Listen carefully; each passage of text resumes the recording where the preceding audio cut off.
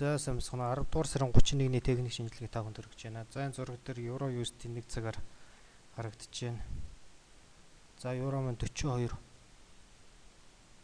59 энэ чухал цэгийг мөргөөд үндсэндээ доош унаад орж ирлээ. За энэ уналт бол өнөөдөр өглөө 9:05-д Японы засгийн газар интервенц хийгээд йен сулраа доллар чангарсантай холбоотой ийм уналт орж ирсэн.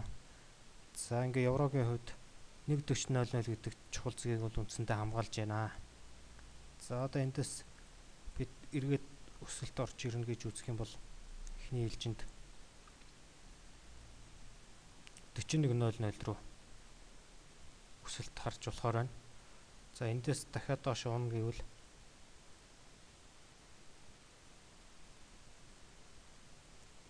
за одоогийн цэгээс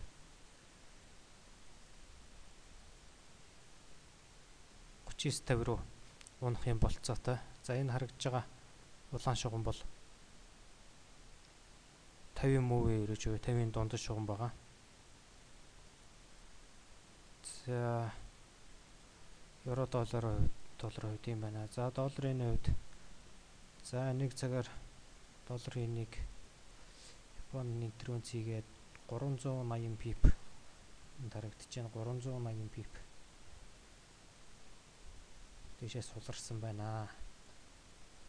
За бараг 79.50 хүртэл явсан. Ер нь бол 80.00-аар шал хийнэ гэж ярьж байгаа боловч одоохондоо иймэрхүү хөдөлгөөн гараад байна. Эргээд 78.70 руу орж ирсэн байна. Эндээс дахиад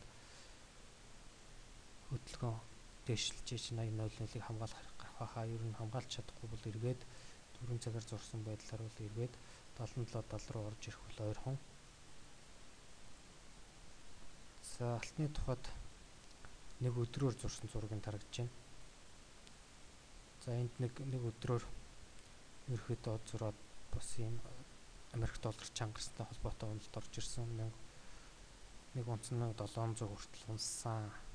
За бидний унна гэж өмнө ярьжсэн цаг үеийн харагдаж байна. 700 эндээс нэг хэдхэн пипийн зайтай орж ирээд байгаа харагдаж байна. За одоо эндээс унах юм бол эхний ээлжинд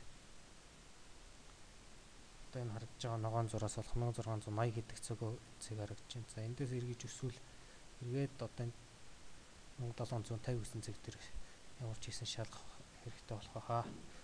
За өнөөдрийн шинжилгээ өгөр өнtöрлөө.